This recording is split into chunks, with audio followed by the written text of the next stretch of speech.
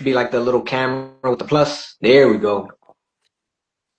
Hopefully, I don't know what's going on. Is it my connection? I'm not sure. Anyways, I'm here There we now. go. You're here. Hopefully, my connection is going to be good. I was going to another room to check that out. Okay. Can you see me? We can see you and we can hear you. All right. Excellent. Great. How's it going? How are you? I'm going great. How are you doing? I'm doing good. I can't complain. You know, recovering. The hand is almost 100%. I mean, you can barely tell I even had surgery. Look at how clean that is. Whoa. Nice. I'm Yeah, you happy can't to. even. All right, so we do have some big news to kind of announce, and I know you wanted to start off with something in particular with for the community. So it'll be really cool to hear it from you first. Are you talking about the MovNat games? Exactly what I'm talking about. All righty. Well, how many people are following this and going to be the first people to hear about it? Some of the very first people to hear about it. All right, so without further ado, we are planning on having a first, let's say, informal, friendly, experimental MovNat games. If a gathering where we would compete. Yep, that's it. It's out. Yeah, I know that's something that some people are going to be pretty excited for. I mean, some of the because you know we internally have we let the cat out the bag. You know, like 2 3 months ago when we were talking with Scott in Houston when we were there in Houston, and even Scott was excited about it. And then you know I was speaking to some of the other TIs and talked to them about it, and they were all really really excited for it. And it seems like it's the natural kind of evolution of one direction that MovNat can go because it's the coalescence of all the skills, right? It's putting into practice everything that you're taking the time to learn and expressing it at like a very high level. Completely. Yeah, so it took me a lot of time to consider this idea, let alone to accept it and to get to the point in my mind where I would be not only open to this to become a reality, but actually inviting it. Yeah, And so there was a path or like a journey in my mind before it became something that I wanted to see happen. yeah, I know the big picture is something really really uh, not intense, but very interesting, right? The arena based kind of stuff that we talked about. But what I'm excited about is this informal inaugural one that you're talking about. So when do you want that to take place? I would like a first event to take place probably this winter, but in that case, that would not be in the United States or Europe. That would be probably like actually I have a friend who's got a very nice piece of land in Playa del Carmen, and he's a long time MovNatter. His name is Gabriel. Actually, he will be doing the level 1 and level 2 with me in France in Etréchy. That's in a few weeks from now, and he's developing that land in a way that's like very is going to be very sustainable. So he's read about a lot about preserving nature. Anyways, he says, "Hey, I'm in. I would love to help with that." So yeah, let's say the location is not too important at the moment. Where and when and what's going to be at this stage, it's not defined yet. What's going to be the format? What's going to be the obstacle? What's going to be what are going to be the challenges involved? Are there going to be categories? What are going to be the categories? You know, what is it going to be? What are we going to compete on? So no, I don't have any details to announce. It's not like we're gonna start straight up with a huge event with sponsors and TV channels and things like that. No, we're just going to experiment. Um, one of the first experimentation, Brian, that I did is simply that I confidentially talked about the MovNat games as a possibility, something that I was seriously considering, and I've done that um, at the last workshops that I did. So I did Santa Fe recently. I did Victoria. I did Miami. I did San Diego. I did several of them, and I was actually pleasantly surprised that the response was 100% positive every single time. And it was not just, oh, that could be, yeah, why not? No, that was like, what? You're going to do that? This is great. And people being interested, and people like lit up. I could tell by their expression that they were really excited about the idea. Yeah, and it aligns with our community. When you think about people who do natural movement, right? We have two groups of people: people who've tried everything and come full circle in their life and realizes, oh, Mhm. the moment I just cared about movement instead of, conventional lifts, whatever, quote, they challenge themselves in a different way and are willing to be, students and then eventually become masters and then be able to move. And the games is just the next evolution, right? It's taking everything that you've learned and putting it into an actual practice against yourself and against somebody else to really challenge yourself. And if you fall short, it gives you something to aim for that's even higher. And if you do really, really well, you can see, wow, all the work I put in. So it just seems like such a natural direction. And people love competition. I mean, if you look at all the other things that exist, CrossFit Games, High Rocks. People just love that, except those things are exercises in how much exercise can I do, versus the MovNat Games is taking the concept, the idea of natural movement, and we're always talking about are you capable? Well, now you're going to test are you capable because we're going to use movement as a behavior that's designed to solve problems and these task oriented like obstacles and tasks and things that really are going to put things in I think in perspective for a lot of people, and I think they're going to really, really be blown away by what this is going to become long term. Yes, and I have a sense of what it can or could or even should become long term, and at the same time, I don't have all the answers. All Yeah, I know and believe is that it's going to open doors to uh, to up the game, basically, to up the game. Because when you have competition, you sign up for excellence, you sign up for the best of yourself, and then you start also you have something that is basically comparison with a certain foundational level, but then you have comparison with what's the best level, and we don't know yet what's going to be the best level achieved in overall in MovNat practice, and maybe uh, per skill, per technique, per challenge.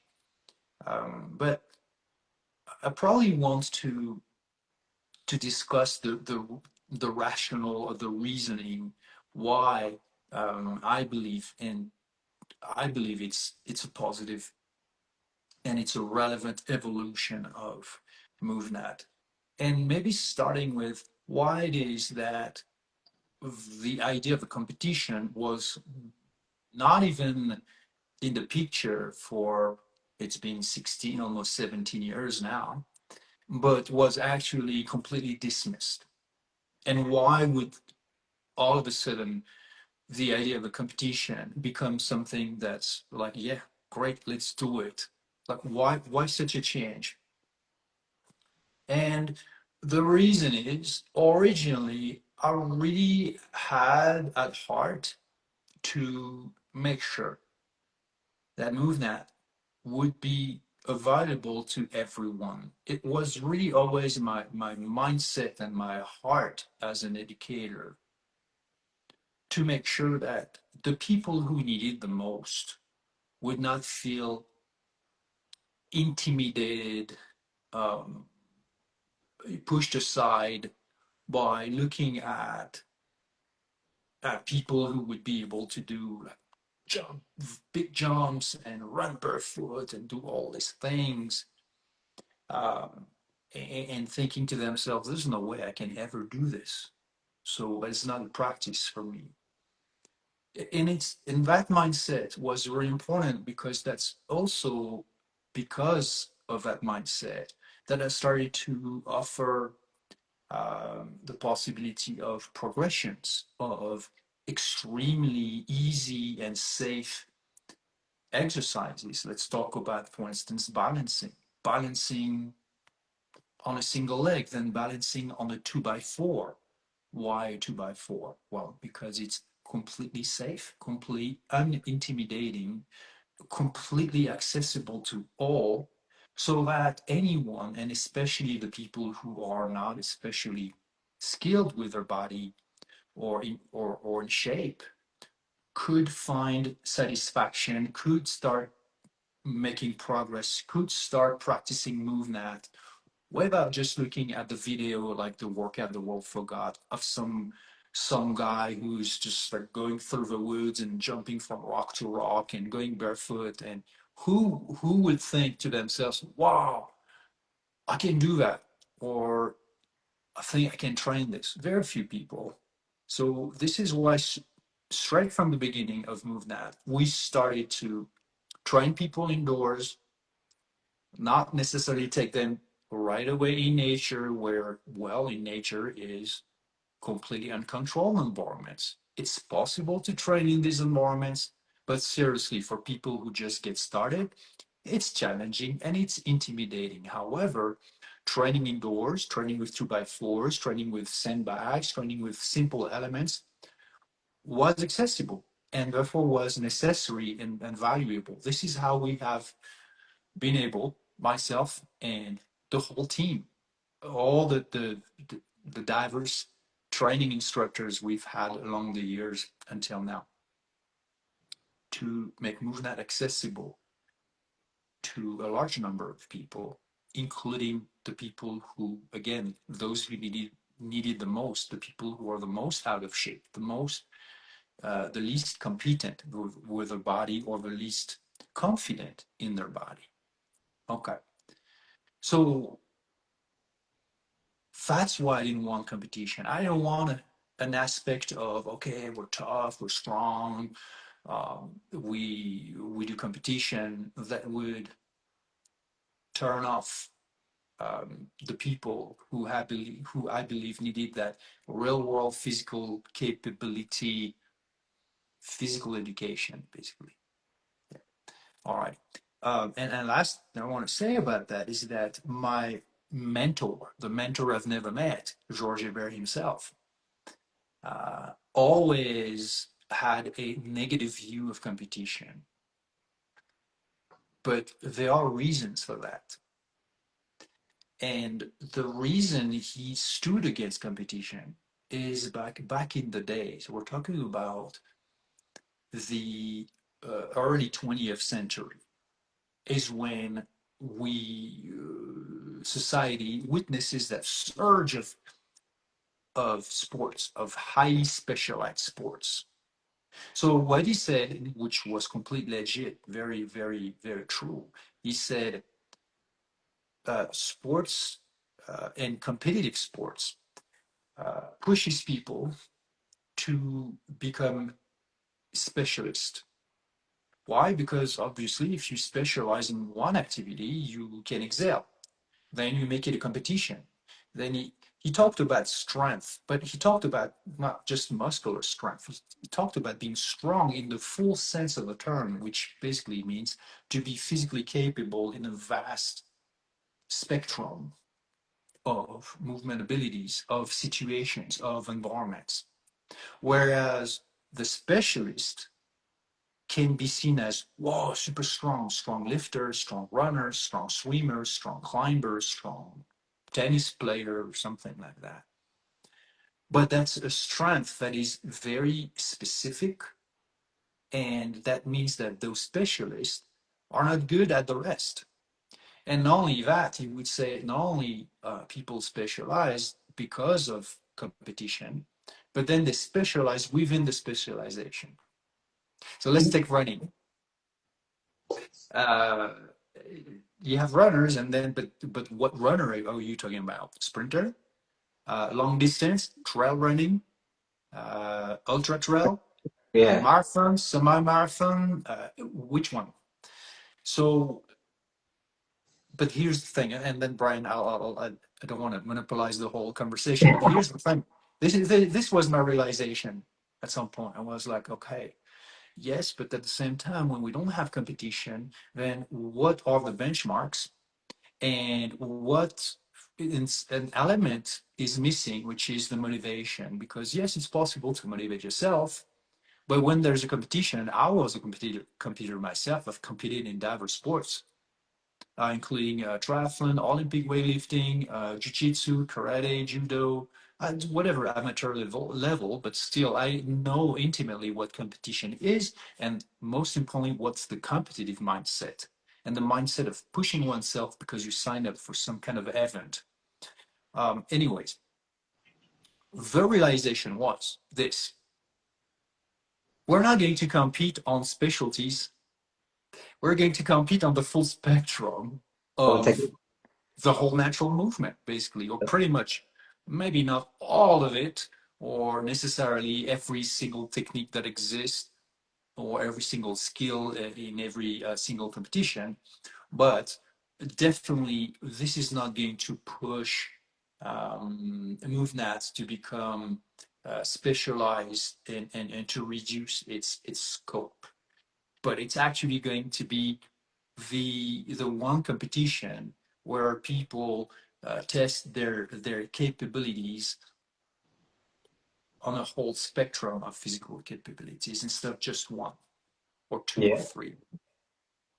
Yeah. This what you mentioned, the Georgia Baron specialization. I think that's like the gripe that some people have with something like jujitsu, right? When you look at jujitsu as a whole, it's hyper evolved into sport to where there's some argument that it's not as effective as an art for self defense anymore if you're a high level competitor.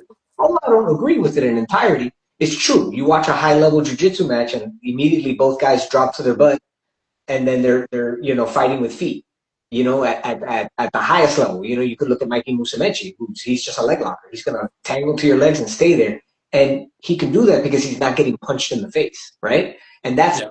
that's like one thing that like the old school jujitsu guys or judo guys, that's their gripe with modern day jujitsu. It's like, oh, it's lost its concept because it becomes because you can what you said you can specialize in the specialization, you can gamify the game, right? Yes. Oh, I latch into somebody's legs, they can't touch me, I have the advantage. So with us though, with natural movement, because we're doing the scope of the majority or all of the techniques, we're not looking for a specialization, we're looking for the generalists that we aim to kind of create and cultivate. So I'm excited for it. I'm excited to Yes. see what it's going to turn into and the locations when we announce all that stuff and either Yeah. the next month or the month after. I'm very Yes. excited. Um, You know what you said about jiu-jitsu, the same, the exact same discussion always took place, about back in the days when I was from 15 to 18, I was really into karate, and I was really good.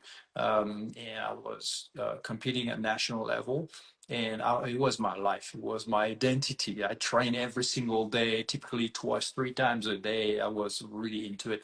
But so those conversations about the realism or lack thereof, um, always brings this one topic that really matters is, in fact, we're talking about practicality.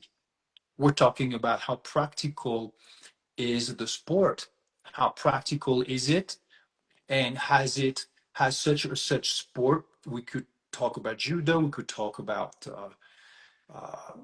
boxing would be exactly the same, karate, any martial art, and ask ourselves, how much does competition and therefore the rules, because if you see competition, there's got to be rules. That's mandatory. So there's going to be rules, therefore there's going to be changes to what kind of scenarios or context could be actually real. So context cannot be fully real, obviously, but how realistic is it? So now that conversation can be also applied to, obviously, MovNat, but can be applied to even running or swimming. Because, when you swim, nobody is, or when you run, nobody is asking, well, how realistic is this?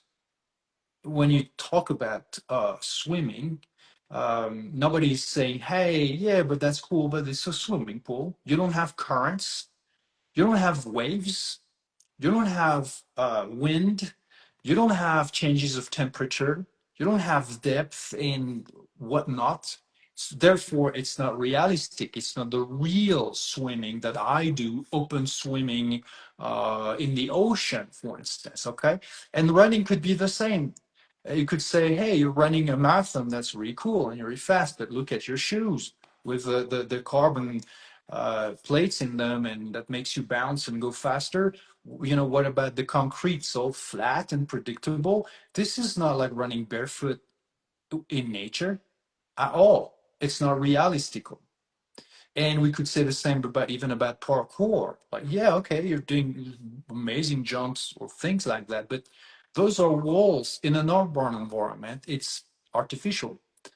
And yet it's also where a lot of people live today. So it's also realistic to believe Yeah, that, hey, you could have to move in those ways uh, in an urban environment, but a lot of those techniques don't apply or the same or some not at all in natural environments. Or you could pull them off, but you probably will not try to, because that would be very unsafe, because you're never going to find perfectly flat, stable, clean surfaces like in cities. So that question is an important question.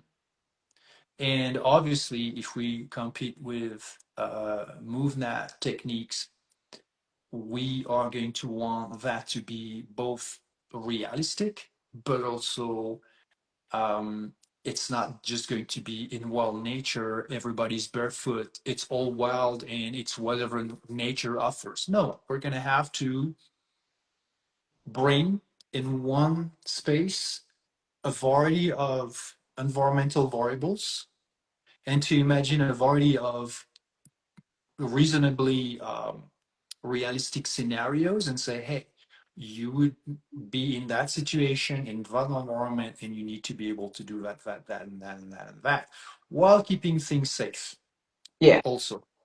yeah. It's a big It's thing. quite a challenge. Yeah, so we had some comments here. So Hunter was talking about obstacle courses, tic-tac-tie. How do you fit into a box of limitations a discipline whose intention is to break limitations? I think that all comes to the individual, right? Like me and Erwan aren't going to approach the same obstacle in nature, the same problem in nature, the same way. We have, I learned from him the MovNat method of physical education, but he's taller than me, he's lankier than me, he weighs more than me, he has more experience in approaching these problems. So it's all to the individual how they solve it. He might do, if there's a branch that's over his head, he might just jump, grab it, and do a power up, right? I might jump and do a roll up to get on top of it, right? We might solve it very different ways. And I think when you look at what the MovNat Games is going to be, it's going to be, I know you said it's going to be difficult to crown a generalist, but indeed that's what you crown when somebody's a winner, right? Yes, It's difficult to yes, crown who's the champion of the generalist. Whoever won would be the champion of the generalist, and you're going to see what's the ideal way of approaching specific things. We don't know yet what the obstacles and what the techniques are going to be asked of, but I will promise you this: you're going to see obstacles that are not solved the same way across the board. In an obstacle course in a Spartan race, it's the thing, and you know exactly how you need to do it, right? If it's rings, you're going to go and you're going to brachiate across the rings, and you solve that obstacle and you move on. But what we're envisioning is something a little bit more complex because it's provided to you by nature. It's get from point A to point B. Here's all the things in between. Just get there. We don't care how you do it, right? yes. The rule there obviously there's going to be some rules for safety and for things like that, but that's I think how you look at this thing that you said. How do you break the limitations of this box in? You allow the individual to take control and be the master of what it is, which is the ultimate expression of skill development, and that's what you see when people talk about ecological psychology and ecological dynamics.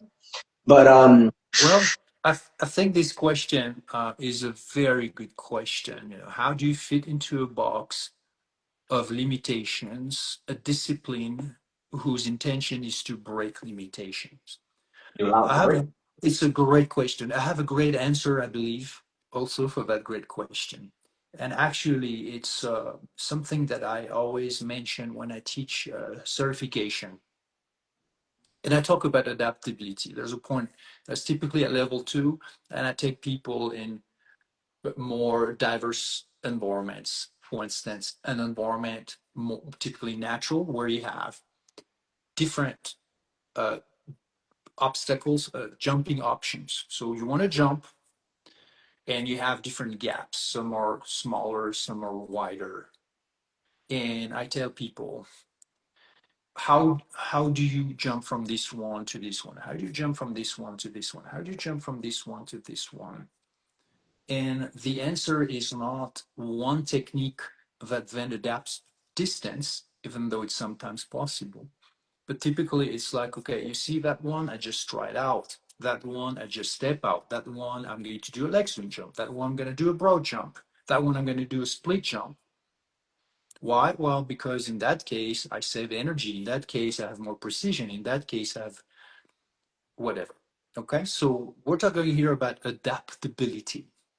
Hmm. And it's true, the question is super legit. Hey, so if you compete, you're gonna have standard obstacles, and that's gonna limit basically adaptability. Well, no, it's not, and it won't. And here's why. Number one, we may have standard obstacles and we may not. So maybe some will be and some won't be. And from one season to the next, everything can be potentially changed. That's number one. But the answer that or the insight that I provide to the candidates to the level one or level two is this. To become the most adaptable, you need to be the most adapted. What does that mean?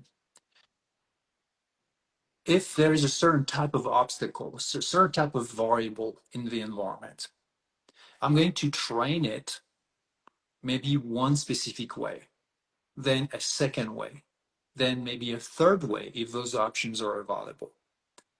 Then I'm going to train a different kind of variable, and then a different kind of variable, and then a different kind of variable. Balancing on something that moves is not the same as balancing on something that doesn't move. Balancing on something that's at an angle is not the same as balancing on something that's flat, but horizontal. Balancing on something that's rounded is not the same as balancing on something that's flat. Balancing at close to the ground is not the same as balancing at elevation. Yeah, I know Physically, that it one. is, but mentally, it's not. Okay. Mentally, it's definitely not. Yeah. Yes. So then balancing at an angle, going up is not the same as going down. And then, depending on the orientation, are you going upward, facing forward, or backward, facing upward, etc., etc. Okay, and then you can inverse that. That's a lot of diversity with one potential obstacle. And it Obstacle. can be modified, and how you move on it can be modified. How do you become adaptable? You become adaptable by training as many variations as possible and to become adapted to each of them. And therefore, you become more adaptable to a variety of scenarios, of context. Again, the context is the scenario or the situation where you are, and also, obviously, and most importantly, the environment where you are. So the more adaptations you train in practice, the wider, the richer become your movement toolbox, your movement experience, your movement skills. And then when you go into a new environment, you can read the environment better, faster, and you know your body knows, your memory knows, your brain knows how you're going to do each of these movements without you having to think about it or analyze it. Okay, to become the most adaptable, you need to acquire the most adaptations. And what is true with the movement skills is also true with physiological adaptations and metabolic conditioning, energy systems, etc. All right. So once you understand this, you understand that no, we're not going to make it, let's say, a set of 12 obstacles that are always the same for everybody. No, never. So there's never going to be a limitation in um, the scope of physical preparedness, including again competency, the movement skills, and capacity, the metabolic conditioning, together form what we call physical capability. So we're never going to reduce that capability. I think that's the point of the competition. But I mean, what you just discussed is just like, when you look at J.J. Gibson's work on skill development, that's literally what he talks about, right? The more solutions you have to a problem, the better you're going to be, which is adaptability and being adaptive. Yeah, So with that, let's change topics. Should we lay out announcement number two? let's go. So announcement number two is that Etrichny France will be the last certification you teach, because it's time for you to really step into a more strategic role in terms of the development of MovNat 2.0, and the games is going to be a big portion of that. I don't know if we're going to talk about some of the other stuff you're going to be involved in strategically, because I know we want to keep that a little secret until we get it off the ground. Um, but I think it's time that you take a step back from educating in person and focus on the development of the organization as a whole. I understand I'm in that role to help guide it in that direction, but I mean, you've been providing me the route that you want to take, and I'm the one being the executor or the person who's executing it. But you know, I can't do everything, and it's pretty evident that you got to step into the role and do some of the strategic development and long term planning. Which is what a CEO does for any organization, right? You're one of the few CEOs that's working at a top level and then coming down and doing the stuff that everybody else does, and you keep switching between the two. And I think in order for MovNat to really get to where you envision it, where you want it to be, 2.0, you can't be doing both.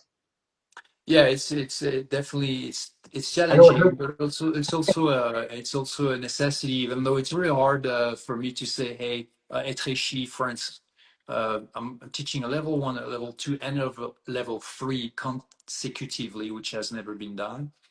And on top of that, it's literally in the woods where I grew up, moving naturally, scaling those big boulders and jumping off and crawling through them. It's amazing. We hope to capture a good deal of really good photos and videos from those workshops. But this being said, I've always been involved in teaching MovNat workshops, even though at some point it primarily was the team, our team of instructors that was taking care of that. Recently, I've been missing uh, teaching and teaching people firsthand more, so I've done that more. But at the same time, I realized that this should be the let's say a role for young folks. I'll be soon 54, so I'm wondering how much longer am I going to teach these workshops. And like you said, I think that the MovNat, well, it's not just the MovNat games, it's the MovNat, what I've coined as MovNat 2.0 is the idea that we're going to evolve into um, a system that is more formal, with specific benchmarks and programs, specific equipment. We're going to work on that specific equipment also with a manufacturer in the United States, and a MovNat performance program or curriculum. That's what we are talking. It's going to be a little more like a athletics, strength and conditioning mindset. So mostly indoors, with standards, with benchmarks, but with the goal of ultimately applying to something more, wilder and more primal, which is the MovNat Games. So it's quite an adventure. I'm very excited about that, and this is what I want to be involved in the most. And not just the education part, which is teaching people basically how to teach others. That's what the certification does. Is I'm teaching you how you teach others. The way I'm teaching you is how I want you to teach others. Um, and this is great, but we need something. We need a new perspective that's exciting, and I truly believe that the the MovNat performance curriculum and the MovNat games is gonna do that for us. Yeah, I just to make sure that nobody's confused, we're not taking away, the MovNat level one, level two, or level three certifications. Those Oh, things are still going to exist. Our perception that the environment is your greatest teacher will always be there. What we're trying to assist and appealing with are those that are scared of grass. Usually when somebody sees MovNat, they're like, oh, outdoors. Oh, I don't want to go outdoors. Oh, I don't want to get sweaty. Oh, I don't want to get that.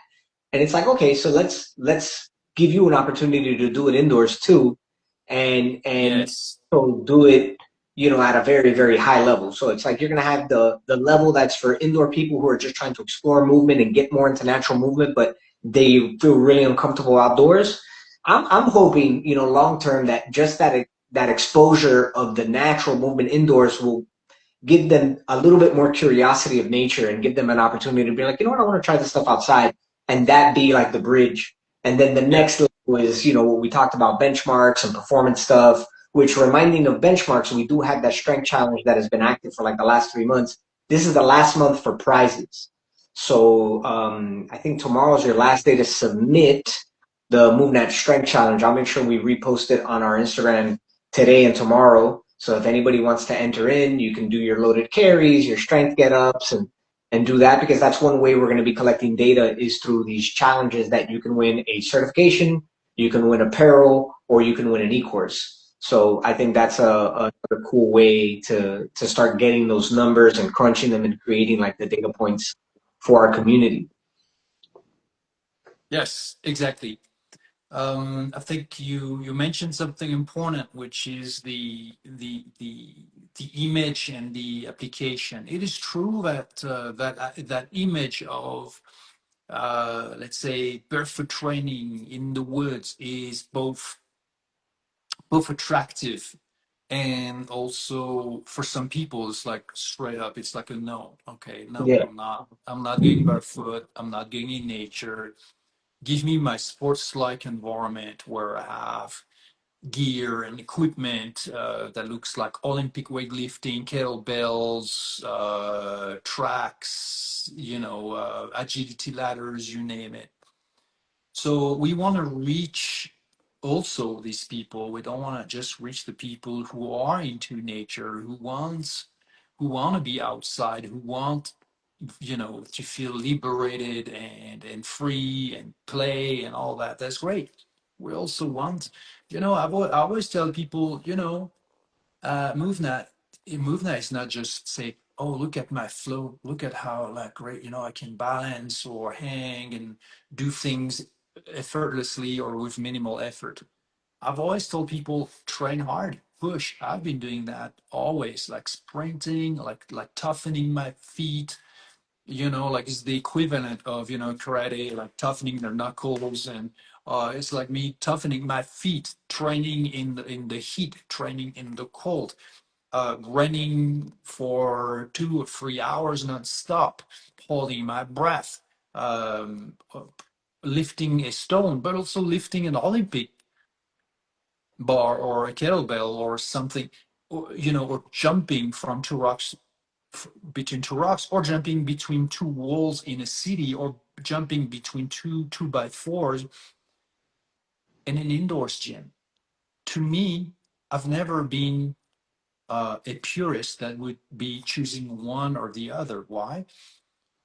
Well, and I always use that metaphor. If you release a wolf in a city or in an apartment, they're not going to behave like a chihuahua. And if you release a Chihuahua in the woods, they're not going to behave like a wolf. Okay, it's two different species. So let's imagine the species. It's not about or a breed of dogs. It's about the mindset. Do you have the mindset of a Chihuahua? Or do you have a mindset of a wolf? So do you have the mindset of strength in the sense of capability, physical capability and adaptability, or just strength in the sense of, okay, size and shape of my muscles? All right. So because of that, you've got to be able to train anytime, anywhere. You gotta be able to be equally capable, regardless of where you are. Now, I also know sports. You know, I've trained a number of sports. So I've had, say, let's say, I've done triathlon, including long distance triathlon. I mean, I had the shoes and the carbon fiber bike and everything, you know, and I trained the triathlon way, long distance. It's like 25 hours of endurance training per week I did when I trained like that. Okay, so that's 100 hours of real training per month. Okay, when I say 100 hours training per month, this is not like going to the gym. 1 hour session means you basically are actually physically active, what, 20 minutes, probably less, because you take breaks in between. When you train endurance, there are no breaks. You keep going, going, going, that you're swimming, running, or biking, it doesn't matter. All right. So I know those diversity of sports, of training, of preparation, of mindset, of, you know, I know what it takes. For MovNat, I want to see MovNat trained as a legit discipline and sports, and to be seen and accepted and validated as such. And so far, if that's my goal or if that's our vision, I have failed, because people still see it as some kind of niche little thing, you know, playing the part, whatever. Oh, so where do you have a competition? No. Okay. Do you have benchmarks, like specific goals that, you know, some like real thing that I need to achieve? Not really. It's not really formal. I want to formalize this. Why? Because then people start to really have their vision on what they want, specific goals that they want to achieve for themselves, for their own capability through that discipline called MovNat. And they're going to start to train hard for it, but they also want to train smart. And so the power that you gain by jumping indoors or by lifting heavy things indoors applies immediately outdoors, you know. And if you've developed it outdoors, it's going to instantly apply it also indoors. So I never saw a conflict or a contradiction between indoors or outdoors. In the end, it's all capability. If you've never trained in a city, you're not going to really be comfortable with urban environments. If you never train outdoors, you're never really going to be comfortable with natural outdoors variables. However, realistically, where do people train the most effectively? In a place that is fully equipped, that has everything there, it's stored, nobody's going to steal or borrow the equipment. It's going to be Permanently. protected from the elements, from the weather. You can train 24/7. You can train all year long. It doesn't matter if there's a storm outside or if there's a blizzard, you can train indoors. You can have fully controlled environment. You can literally like crank in, crank up, little whatever, some bars, make them, you know, half an inch higher, half an inch lower. You can really train progressions very, very effectively. You can really have standards, and then um, the possibility of training on the side to become more adaptable is always there for the people who want it. But if something like CrossFit or Hyrox can be indoors fitness programs or sports, I don't see why MovNat couldn't be exactly the same. If those two can be competitions that draw a lot of people, not just to watch the competition, but to actually attend the competition and to train for it, I don't see why MovNat couldn't do exactly the same. And in fact, not only I don't see why MovNat couldn't do the same, but I believe that MovNat has to do the same to grow and to become accessible to more people. Yeah, That's how we're going to get our specific equipment that we need. That's unlike CrossFit or Harrox or whatever other modality. It's going to be very specific to MovNat, and we're going to have people try and move that indoors, knowing that if they're serious about the mindset, the mentality, then they also have to go train outdoors.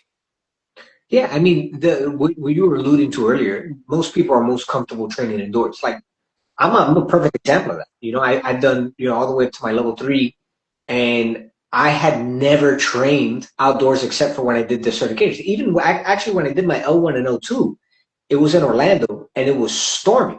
So we never had an opportunity to go outside and train. So the entire certification, the L1 and the L2, because it was thunderstorms and lightning and coming down in Orlando, we I had to do know, it indoors. When I I went to know. go do my L3 in Colorado, that was the first time that I was outdoors in a tent. I'm a Miami guy, and you've been to Miami. This is suburban environment. It's not something that's friendly to train outdoors. We don't have access. Yes, I'm not like in Virginia that I can go to my backyard and have access to a forest, or in Georgia, go to my backyard and have access to my forest. So I was like in this weird place where I was like, oh, like I've never up to that point, I never had the opportunity to train outdoors or be outdoors, and I was even uncomfortable in nature. So when I did my L3, I loved it because I was outside and I got to experience, climbing up a tree and a rope and doing all this stuff, and it was an amazing experience. But I thought about it and I was like, well, this isn't really, we talk about like environmental adaptability. It's true, a lot of these places have become so developed that they are urban yeah, jungles that don't have access to nature, and yet we're a brand that is very reliant on, oh man, you got to be outside, you got to do this stuff. But it's like, well, what do I do when, I'm yes, going to try and run barefoot outdoors on crack needles? It doesn't make sense because of the modern adaptation of our society. And this is just, all right, we still do this stuff, but now we're just adding on top of the brand the ability to do this indoors and to do it for performance and to do it to push it yes. and to appeal to those people who are looking for competition and looking to be like, oh, this is the stuff that I do. Yes. So I'm excited for it. And by the way, Miami was in December because the weather is still nice. Try to do a certification outside in December in Toronto, Impossible. right, or Chicago or whatever. It's impossible. Yeah. So, and by the way, that question of, oh, wait a minute, it must be outside, it must be. Well, do you say that about, say, for instance, if you train MMA, do you say, wait, people, wait, like, I'm not going to that MMA gym, like, are you kidding me? Like they're all indoors. They have like mats and all. Like this is not real. Like I'm gonna go train this in the hood. Concrete. I'm gonna just provoke guys randomly like that and go And into that's a how it's fight gonna because that's gonna be realistic. be. It it it makes no sense. Yeah. No, you train indoors and you train in a way that is safe. And why? Knowing that eventually, hopefully never, but you may find yourself in situations where it's random, it's outside, it's uncontrolled. The opponent is an uncontrolled environment. Where you are is uncontrolled. Is it a bar? Is it the street? Is the parking lot? Where is that? It makes no sense. Of course, you can always make things more realistic, but the point of practice is what? Is to isolate what? Isolate a specific movement, a specific skill to begin with, Yeah. let's say running or let's say jumping, a specific technique, which jumping technique are you talking about, then a specific environment. Is it going upwards, downwards, forward? Where do you start the jump from? Where do you land? Is it rounded? Is it stable? Is it this? Is it that? Why? Because you want to create a specific adaptation, and then another one, and then another one, and then another one, and then another one, and so that you become more adaptable. So you need to train all these different variables, all these different levels of intensity or volume to acquire such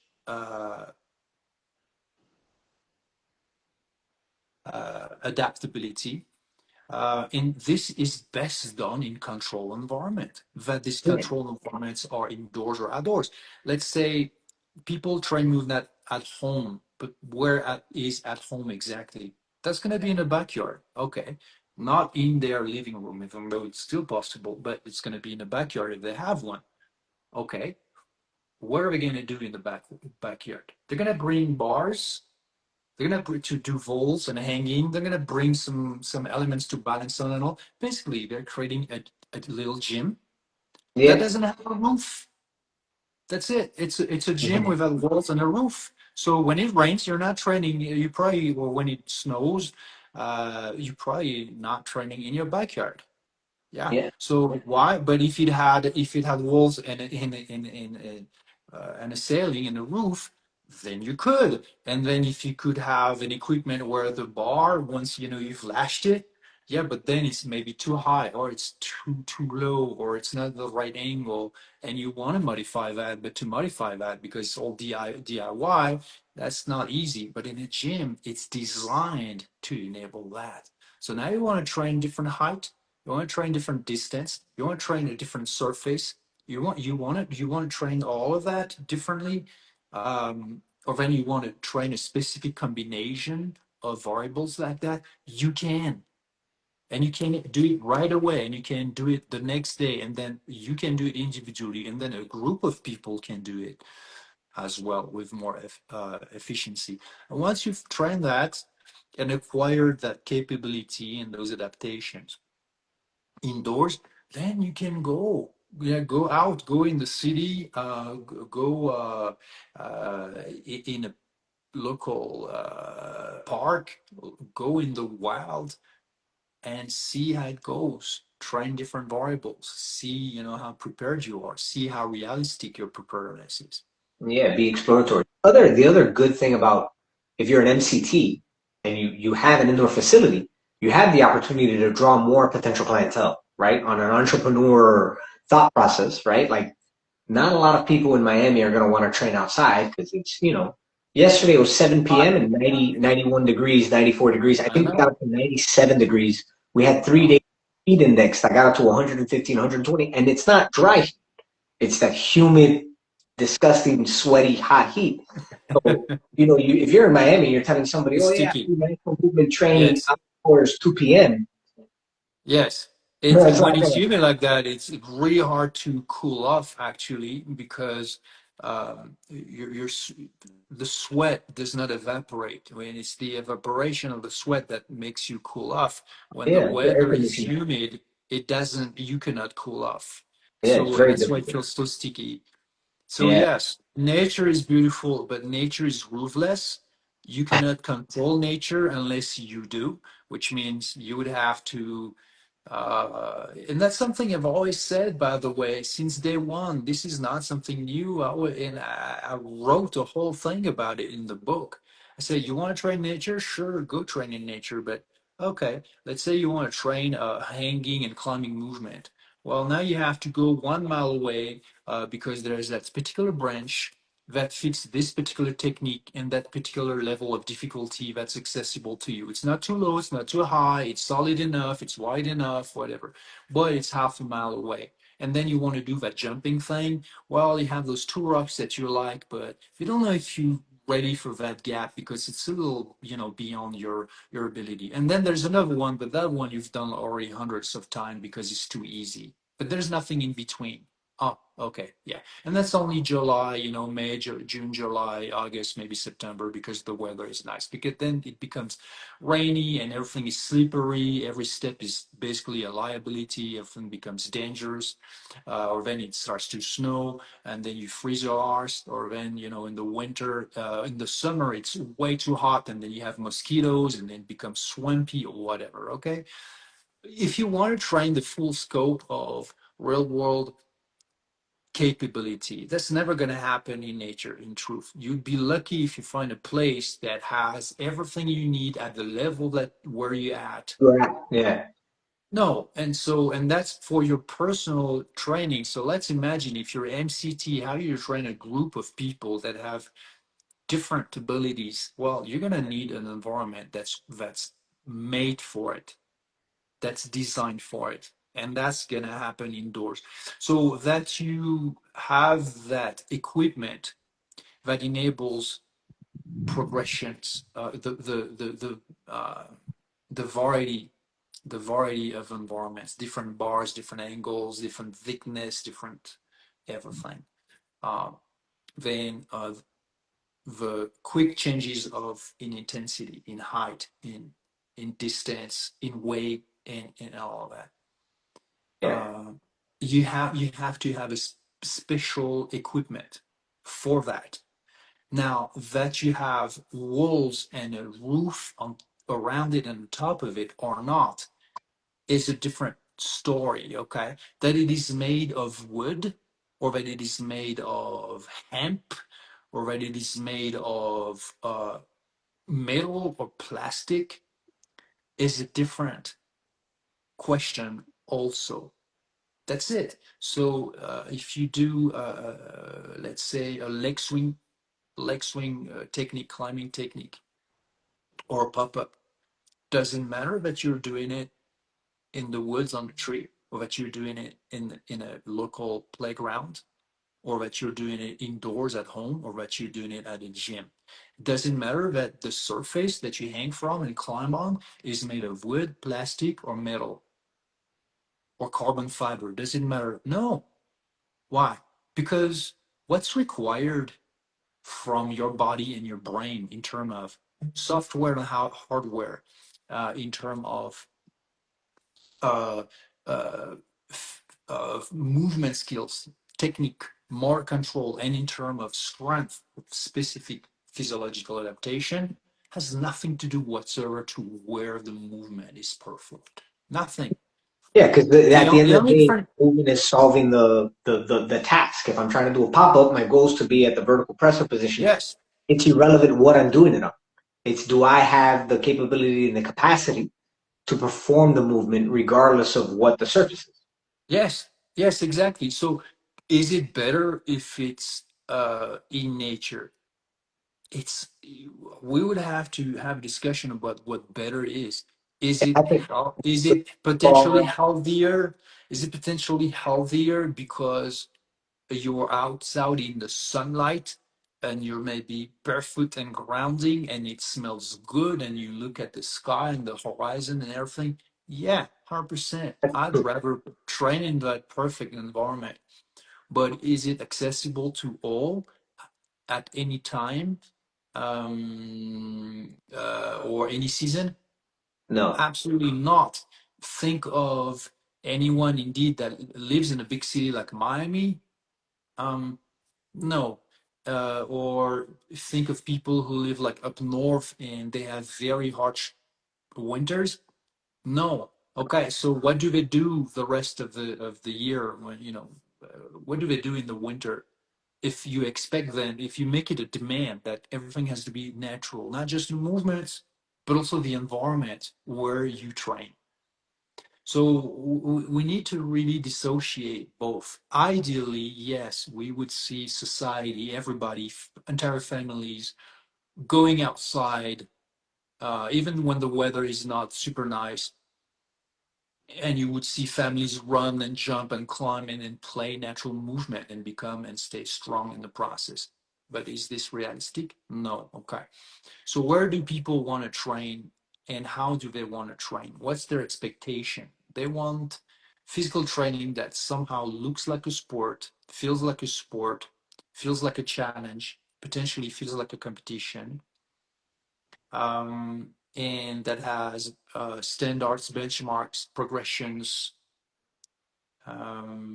and that also has its own like names, like in any sports uh, you have people who are at the top, people who train really hard, people who are maybe talented also, but men or women who are like the leaders of the sport.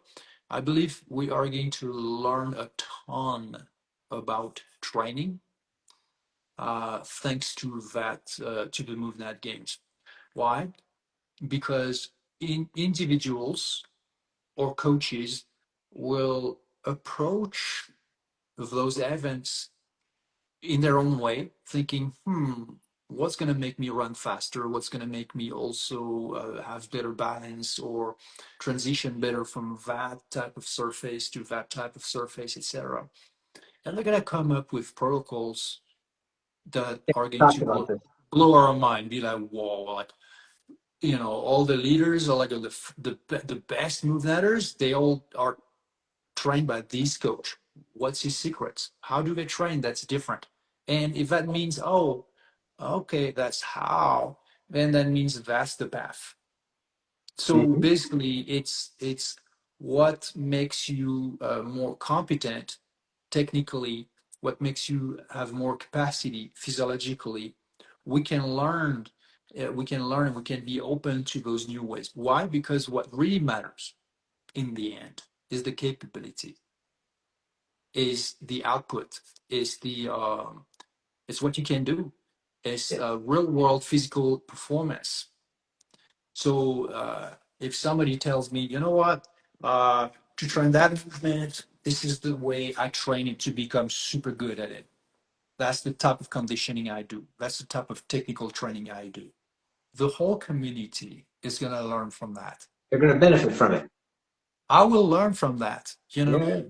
I want I want a new generation of MovNaters that may see it as either a sport or a discipline. It doesn't matter to me. Okay. But they're going to take the training so seriously that they're going to become so badass, men or women, that it's going to be so impressive and so it's going to bring us like new knowledge that we're going to be able to share and and utilize in new protocols, new training programs, and really merge both experimentation, experience, and science to benefit a new approach to physical training that is really about real world physical capability. Make people physically capable for the real world, not to excel at such or such super specialized sports, not to become somehow apparently good at GPP, general physical preparedness, but without actually testing it.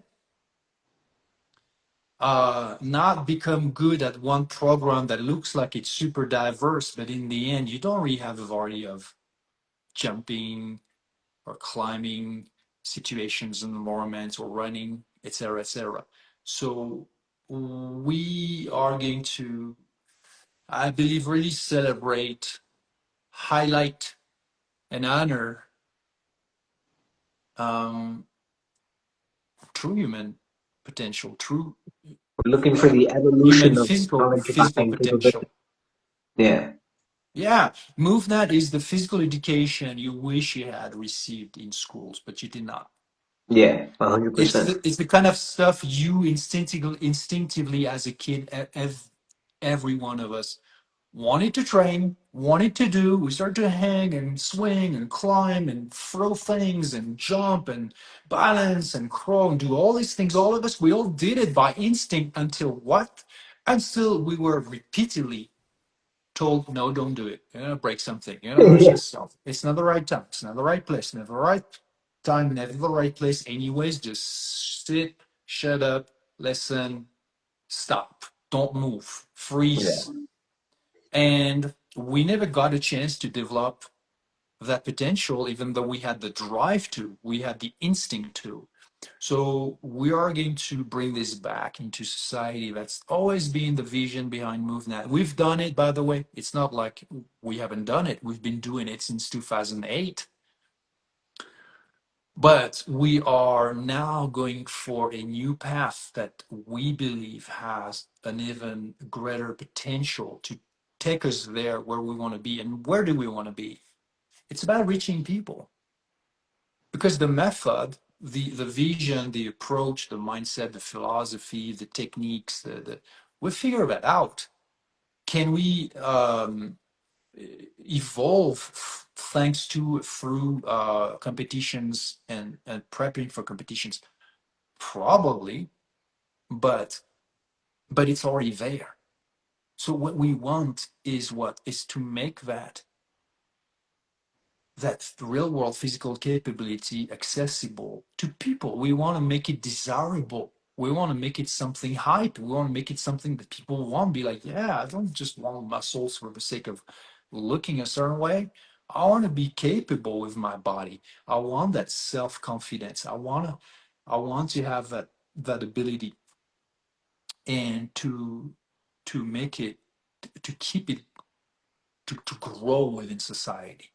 Yeah. So it's still always have been and still is about a paradigm shift in society's mindset about what physicality is and why it matters and how. And that's what's very specific about MovNat. And other programs have some elements of it. CrossFit has a bit of that, wants that, but still mostly GPP. Spartan Race has elements of that, but you have a number of elements that are missing. So we're going to do it our way, the MovNat way, and it's going to be unique and it's going to be different. Um, and I think it's going to be a very appealing to a lot of people, including those who just want to watch the show. Yeah, I agree. I'm really excited for all this stuff. So for the end sakes, because I know we're approaching the end of this call, I want to first thank you for taking the time and joining us and having this Of conversation course. and announcing the big news. In case anybody is joining us really late, the summary, the cliff notes. We announced MovNat Games. We also are announcing that the level 1, 2, and 3 in France is Erwan's literal last teaching. He's going to really step into the strategic role and really develop MovNat Games and some of the I other may things that show we up have. to some certifications as a guest. Yeah, he'll be That's there as always a like possibility. a cameo appearance. He's still going to be Yeah. around like cameo appearances. We're still going to be having conversations. He's still going to be very much involved, but less on the direct peer-to-peer education kind of stuff. You're Yeah. going to be releasing some courses, 2 to 3 courses Yes, before the end of this year. I'm working on new e-courses. I have a few in mind that are, I believe, would be wonderful additions to an already very solid portfolio of e-courses we have. Yes, in the what we call the MovNat Online Academy. So the first one I'm going to work on is the Gait. So that's going to be everything about stepping, walking variations, running, how to prepare your feet, all of that. An interesting story. I was just talking to a community member. His name is Tim Dempsey, and he's very involved with PRI and DNS and stuff like that. And they had a course on gait on pelvis, and you're the video.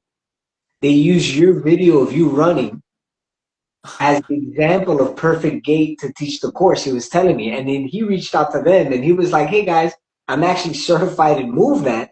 That's the founder. That's Erwan Corre, and that's a whole other thing I got to tell you about for something in the future." But it was just you just reminded me of that story that I haven't just tell you. So that's actually a true story. So I'm glad you're teaching the That's course. great. And Yeah. see also like the link that I just showed you today, where the science showing that actually surprisingly to many people in the industry, but not to me, how toe strength is a predictor of, statistically, the chances that as an elderly person you may fall, and we know that if you fall, you could die. Fracture, As you, the first step. yes, yes, and what predicted that people might fall more frequently is the lack of toe strength, which um, Makes toe sense. strength. And it's literally the tripod Exactly. foot. That is, what we show in the MovNat certification, and it's also what we just train. It's like built in. It's foot strength. We invite people to take off their shoes to start. We start doing balancing, deep knee bends, all these balancing exercises, all these stepping exercises on your feet. What do you think is going to happen to your feet? They become more. You become more in tune, with your exteroception, interoception, proprioception, foot strength, foot mobility. All these joints, all these different muscles and tissues in your feet are going to become both stronger and smarter. So it's always interesting because I'm wondering, when is the industry ultimately going to, as they look at specific points, specific aspects of conditioning, health, physiology, etc., going to finally unravel the whole thing and realize, da, ta-da, it was natural movement all The along. intent.